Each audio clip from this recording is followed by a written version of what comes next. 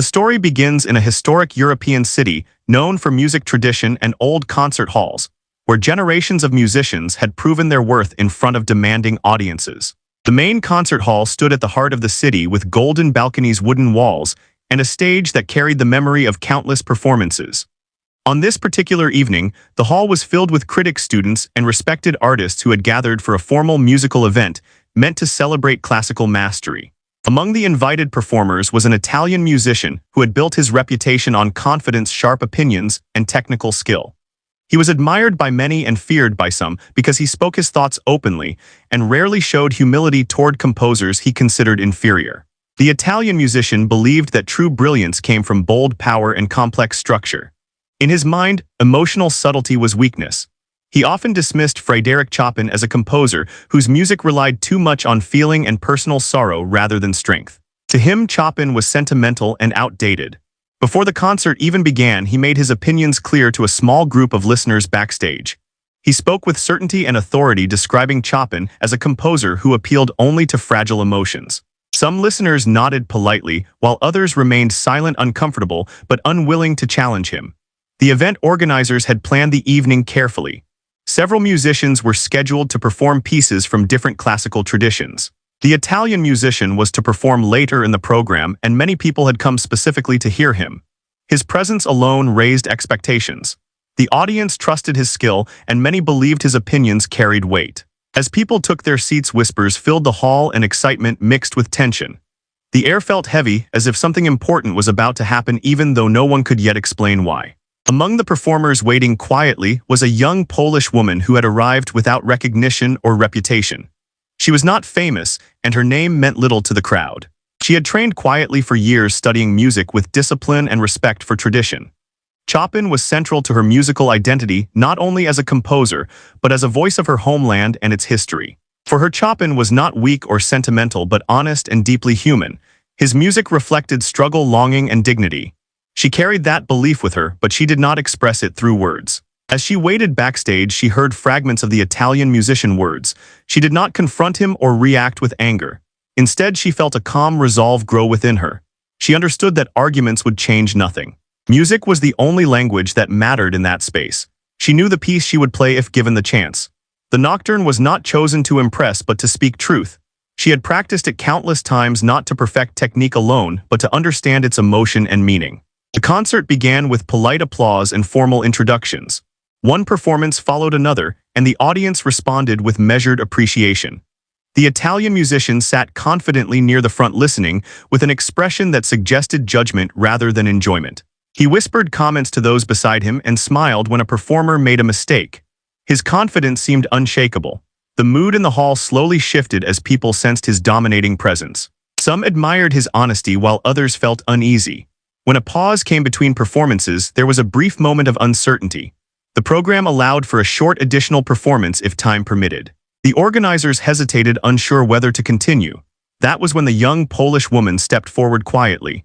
She did not announce herself loudly or seek attention. She simply approached the piano with permission from the organizers and took her seat. The hall grew still as curiosity replaced noise. Few recognized her and fewer expected anything significant. She sat upright, placed her hands gently on the keys, and took a slow breath. There was no dramatic gesture, no display of confidence meant to impress. Only focus and sincerity guided her movement. As she began to play the first notes of the Nocturne, a subtle change spread through the hall. The sound was soft but clear, carrying emotion that felt personal and sincere. Each note flowed naturally into the next without force or exaggeration. People in the audience leaned forward, unconsciously drawn into the sound.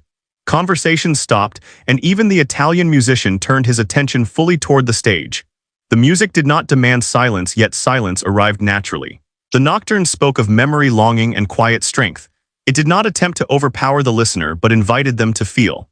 The young woman's expression remained calm yet deeply connected to the music. She played not to prove a point, but to share something true.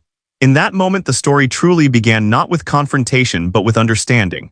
The hall that once echoed with judgment now held a shared experience. The Italian musician listened without interruption, his earlier certainty slowly challenged by something he could not dismiss easily. The young Polish woman continued to play, unaware of the effect she was having, yet fully present in the music. Part 1 of the story ends as the final notes of the opening section fade into the hall, leaving everyone aware that something meaningful had begun. The silence that followed the first flowing phrases of the Nocturne felt different from ordinary quiet because it was filled with attention rather than expectation, and the audience was no longer waiting to judge, but listening to understand. The young Polish woman continued playing with steady control, and her touch remained gentle yet confident, as if she trusted the music to speak for itself. Each movement of her hands showed discipline learned over years of careful study, and her posture reflected respect for the instrument rather than a desire to dominate it. The sound traveled through the hall, evenly touching the upper balconies and the distant corners without force. The Italian musician shifted in his seat as the melody developed, because what he heard did not fit the image he had carried for so long. This was not fragile playing, nor was it weak or overly emotional. The music carried restraint and balance, and the emotion felt honest rather than exaggerated. He tried to analyze the technique, at first focusing on phrasing, timing, and control, yet the more he listened, the harder it became to keep emotional distance. The Nocturne unfolded naturally, and the pauses between phrases felt meaningful without drawing attention to themselves. Around him, the audience reacted in subtle ways. Some closed their eyes while others leaned forward, resting their hands on their knees. A few older musicians exchanged glances that carried recognition because they had spent their lives listening for moments like this. Students who had arrived hoping to learn something valuable now found themselves learning without effort. The atmosphere shifted from formality to shared experience, and the hall felt less like a place of performance and more like a place of truth. The young woman remained unaware of the personal conflict forming inside the Italian musician. She was focused on maintaining clarity of tone and emotional honesty. She remembered the long hours of practice in quiet rooms where no one applauded and no one criticized. Those memories guided her hands more than any thought of the audience. The Nocturne reminded her of stories passed down in her family about struggle, loss, and resilience. She did not play to defend Chopin, yet through her playing she revealed why his music endured. As the middle section approached, the melody deepened and the harmony grew richer. The sound became warmer and more reflective, and the pianist allowed the music to breathe without slowing its natural flow. The Italian musician felt a growing discomfort because the certainty he once held now felt incomplete. He remembered conversations where he had dismissed Chopin without listening deeply, and he felt the weight of those words return to him. For the first time, he questioned whether his understanding of strength in music had been too narrow. The audience sensed the change even if they could not name it. The confidence that once surrounded the Italian musician no longer dominated the room. Instead, the focus rested entirely on the piano and the quiet determination of the woman playing it. The applause that usually followed impressive passages did not come because no one wanted to interrupt the connection forming between performer and listener. Silence remained not as an absence but as a shared agreement to listen fully. The Italian musician studied her technique more carefully, now noticing the control in her dynamics and the precision of her timing. There was no excess movement and no attempt to impress visually. Everything served the sound and the emotion behind it. He realized that this discipline required as much strength as the bold, powerful style he favored. The idea unsettled him because it challenged the foundation of his musical identity. As the piece moved toward its later phrases, the emotional tone shifted again, carrying a sense of quiet resolve. The young woman allowed the melody to rise gently without forcing it, and the piano responded with warmth. The hall seemed smaller, as if everyone had drawn closer together. The Italian musician felt a tightening in his chest, not from anger but from recognition. He understood that the music was not asking for approval, and that realization made his earlier ridicule feel unnecessary and small. Part 2 ends with the Nocturne still unfolding, and the audience completely absorbed in the moment. The Italian musician sits silent, no longer certain of his judgments, while the young Polish woman continues to play with calm focus, unaware that her performance has begun to change more than just the mood of the room. The Nocturne moved into its later passages, and the sound grew deeper, carrying a quiet confidence that settled into the hall like warm air. The young Polish woman guided the melody with care, allowing each phrase to rise and fall naturally. Her hands remained steady, and her breathing stayed calm, showing that she was not fighting the music but walking with it. The piano responded with a tone that felt intimate, as if it were speaking directly to each listener rather than performing for the room as a whole. The Italian musician felt his posture change as he leaned slightly forward, no longer out of judgment but curiosity. His mind struggled between habit and honesty because for years he had built his identity on being decisive and unshaken. Now the music challenged that foundation, not aggressively but patiently. He noticed how the pianist shaped the softer passages with intention and how the quieter moments carried as much strength as the louder ones. This realization unsettled him because it suggested that power in music could exist without force. Around him, the audience remained completely still. Even the smallest movement seemed too loud against the sound of the piano. A young student near the aisle held their breath without realizing it, while an older critic slowly lowered their pen, having forgotten to take notes. The hall felt suspended in time, and the usual boundaries between performer and listener seemed to dissolve. No one thought about reputation or background anymore. All attention rested on the honesty of the performance. The young woman continued, unaware of the internal shifts taking place around her. She remembered her teacher reminding her that Chopin required truth above all else. Technique mattered, but only as a tool to carry meaning. As she played, she felt connected to something larger than the moment. The music reminded her of evenings spent practicing while rain tapped softly against windows, and of stories her grandparents told about endurance and quiet courage. Those memories guided her interpretation more than any concern for approval. The Italian musician now listened with a different kind of focus. Instead of searching for flaws, he searched for intention. He noticed how she allowed space between phrases without breaking the flow, and how her timing created a sense of inevitability. Nothing felt rushed, and nothing felt held back unnecessarily. This balance made him question his belief that emotional music lacked discipline. He realized that restraint required just as much control as bravado. As the piece approached its closing section, the melody softened again, carrying a sense of reflection rather than conclusion. The pianist reduced her volume slightly, drawing the audience closer rather than pushing them away. The hall responded with deeper silence, as if everyone understood instinctively that the ending required care. The Italian musician felt a sense of humility emerge slowly and unexpectedly. He thought of his earlier words spoken with certainty and felt their weight press against him. He wondered how many times he had dismissed something meaningful because it did not match his preferred style. The thought unsettled him, but also opened a door he had long kept closed. Music, he realized, was not a battlefield where one form conquered another. It was a conversation, and he had been listening only to his own voice for too long. The young woman playing before him did not argue or defend. She simply shared, and that sharing carried more influence than any critique. The final phrases approached, and the pianist allowed the sound to fade gently without forcing an ending. Her hands moved with precision yet tenderness, and when the last notes lingered, they did not demand applause. They simply existed. The silence that followed felt complete and unbroken.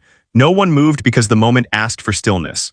The Italian musician remained seated, his expression no longer confident or dismissive, but thoughtful and quiet. Part 3 ends in that shared silence, where judgment has softened and understanding has begun. The music has not yet ended its effect, and the young Polish woman still sits at the piano, unaware that her performance has reached beyond sound and into the beliefs of those listening. If any dots or ellipses appear, rewrite the content without them. The silence after the final notes continued longer than anyone expected, and it did not feel awkward or uncertain, but calm and full, as if the music was still present even without sound. The young Polish woman kept her hands resting lightly on the keys for a brief moment, then slowly lowered them into her lap.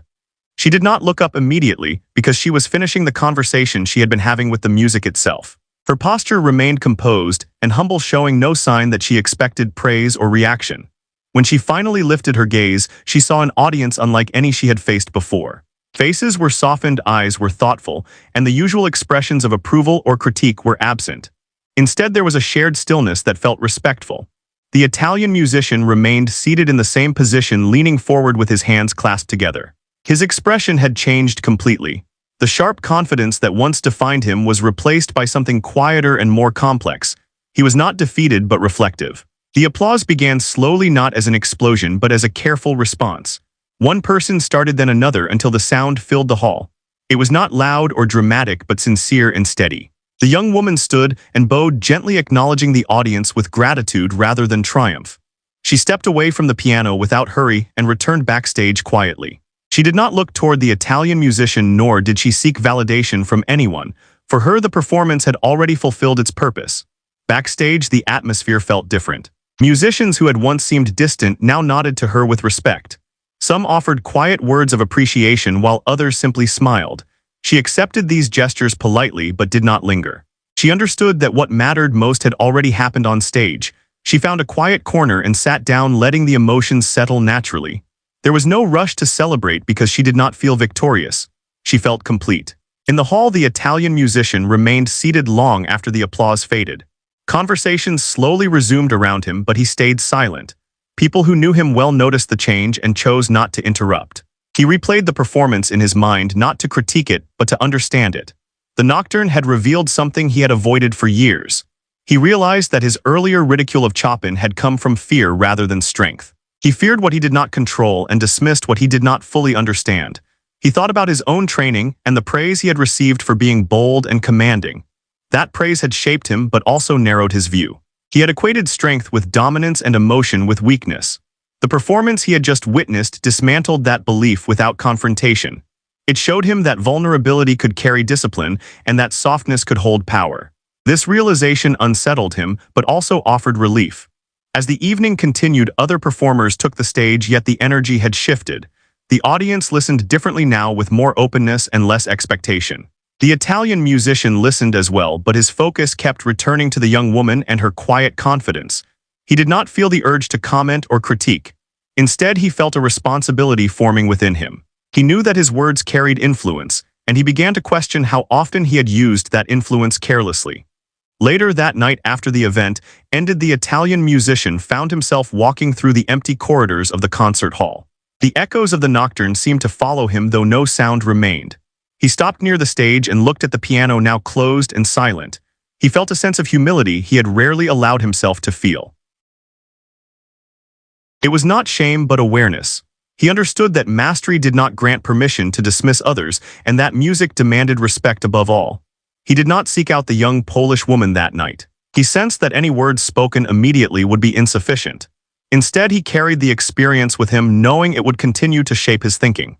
For the first time in many years, he felt that music had taught him something new, not technically but personally. He left the hall quietly, without his usual confidence, but with a deeper sense of purpose.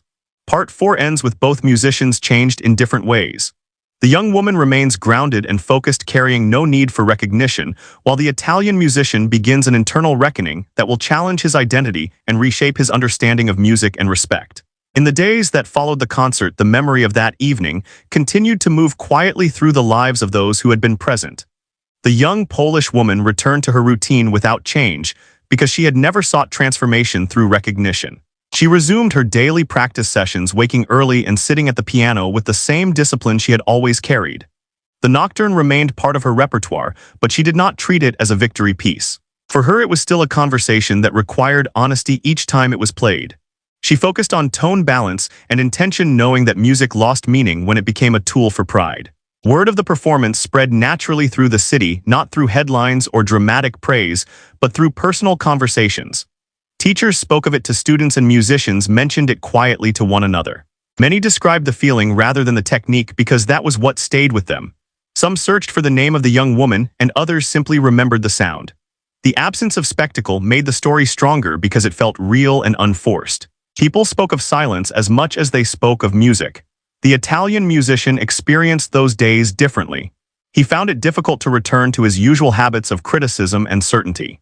During rehearsals, he caught himself listening more than speaking, and when students asked for his opinion, he paused before answering. He noticed how often he had used sharp words to assert authority rather than guide understanding. The memory of the Nocturne stayed with him not as a challenge, but as a mirror. It reflected parts of himself he had ignored, including his resistance to vulnerability. He sat alone one evening with his own instrument and attempted to play a piece he had once dismissed as overly emotional. His fingers moved with technical ease, but something felt missing. He realized that he had been trained to control sound, but not always to listen inwardly. The realization did not come with frustration, but with curiosity. He slowed his playing and allowed space between phrases, something he had rarely done before. In that quiet, he felt the beginning of a different relationship with music.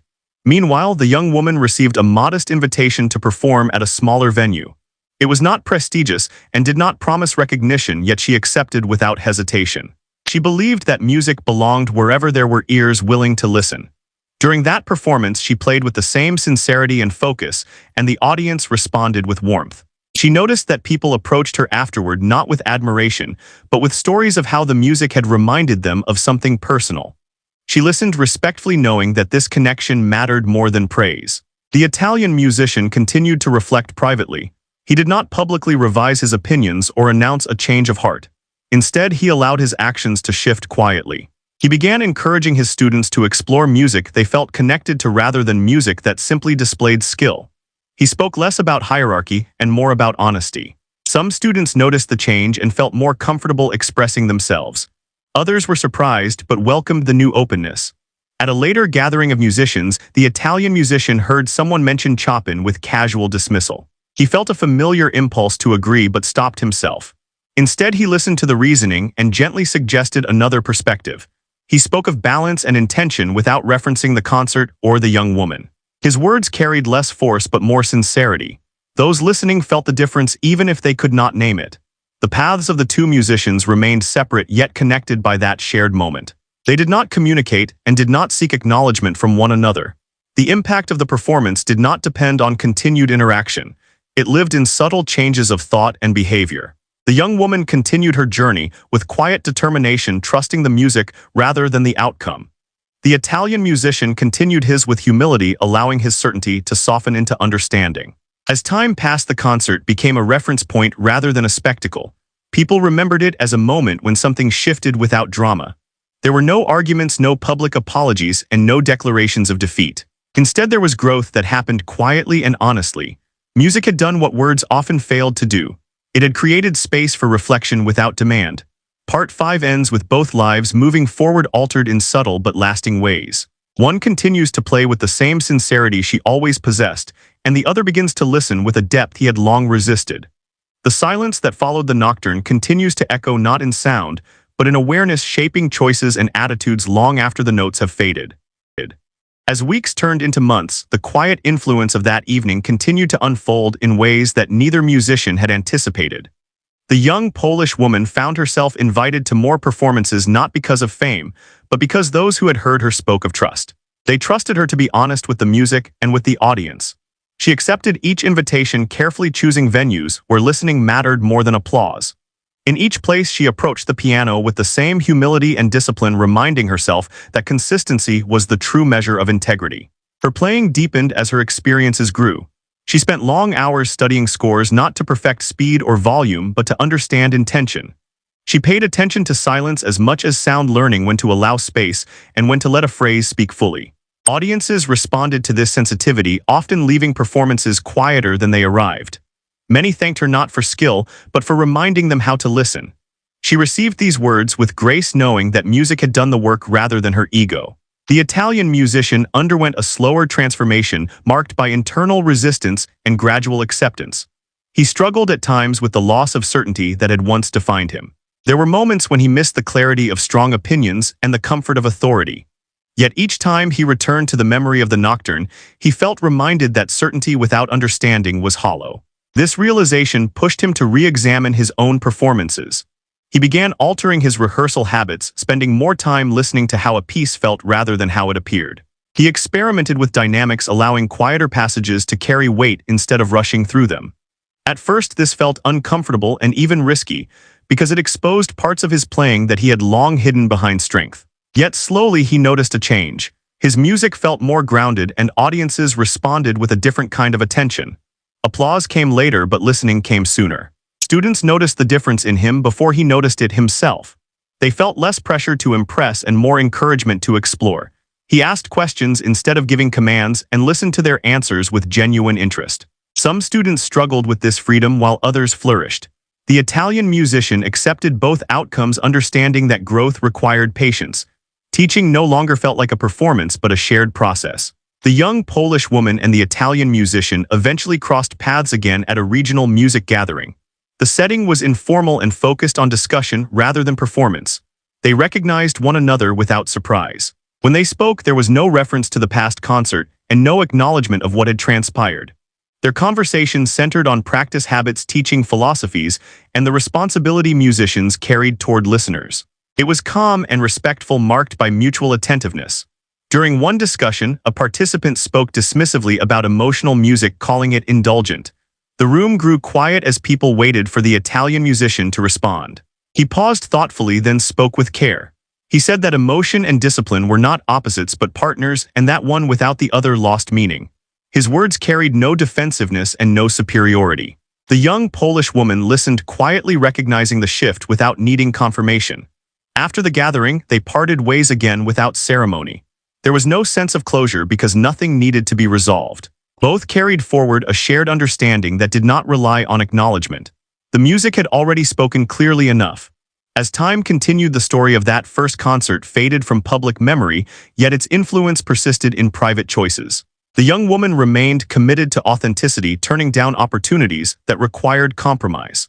The Italian musician continued refining his approach, allowing curiosity to guide him rather than judgment. Their journeys illustrated that transformation did not require conflict or victory. It required listening. Part 6 ends with both musicians fully engaged in their evolving paths, shaped by a moment of shared silence and sound. Neither sought to define that moment, yet both allowed it to redefine them. The Nocturne no longer belonged to a single evening, but lived on through changed attitudes, deeper listening, and a renewed respect for the quiet power of music. As the years continued to pass, the influence of that shared musical moment became less about memory and more about foundation. The young Polish woman built her life around consistency rather than recognition. She chose teaching alongside performing because she believed guidance mattered as much as expression. Her students ranged in age and background, yet she approached each one with the same patience. She taught them that music was not a competition but a responsibility. She encouraged them to listen deeply before trying to be heard and to respect silence as part of sound. Her reputation grew quietly through trust rather than publicity. Concert organizers knew that when she played, audiences listened fully. She never altered her approach to suit trends, and she avoided exaggerated performances that drew attention away from the music itself. This choice limited her exposure yet strengthened her purpose. She felt grounded in the knowledge that her path was honest. Each performance felt like a continuation of her values rather than a step toward status. The Italian musician experienced a parallel deepening, though his journey carried more resistance. His earlier confidence had not vanished but transformed. He still valued excellence and precision, yet now measured success differently. He found himself more affected by the atmosphere of a room than by its applause. When audiences listened closely, he felt fulfilled even if their reaction was restrained. This shift challenged his former expectations, but brought him a sense of alignment he had not known before. He revisited composers he had once dismissed and approached them with curiosity rather than critique. He studied context, history, and intention, allowing himself to be influenced rather than guarded. This openness did not weaken his identity but expanded it. His interpretations gained depth, and his performances became less about dominance and more about dialogue. Colleagues noticed the change, and some questioned it while others felt inspired. He accepted both responses calmly. At a later point in his career, he was invited to speak at an international conference on music interpretation. In his address, he did not recount personal transformation or dramatic stories. Instead, he spoke about listening as an active discipline. He emphasized that authority in music should come from understanding rather than assertion. He spoke of moments when silence taught him more than sound. Those listening sensed sincerity rather than performance. The young Polish woman attended the same conference without knowing he would speak. She sat among the audience, not seeking attention. When she listened to his words, she recognized the same shift she had sensed years earlier. There was no sense of validation or triumph, only quiet acknowledgement. She did not approach him afterward because she felt no need to reconnect. The moment had already served its purpose. Their paths continued to intersect indirectly through students, colleagues, and shared values. Some of her students studied under his guidance and noticed similarities in approach. They spoke of respect, patience, and intention without realizing the shared origin of these principles. The story of the original concert was rarely told, and when it was mentioned, it carried no embellishment. It was remembered simply as an evening where listening mattered. Both musicians aged with grace, shaped by reflection rather than regret. The young woman remained committed to clarity and truth. The Italian musician remained open to learning despite his experience. Neither claimed ownership of insight, and neither sought credit for change. They allowed the work to speak quietly over time. Part 7 closes on a broader understanding that moments of transformation do not always announce themselves. Some enter lives gently, altering direction without demand.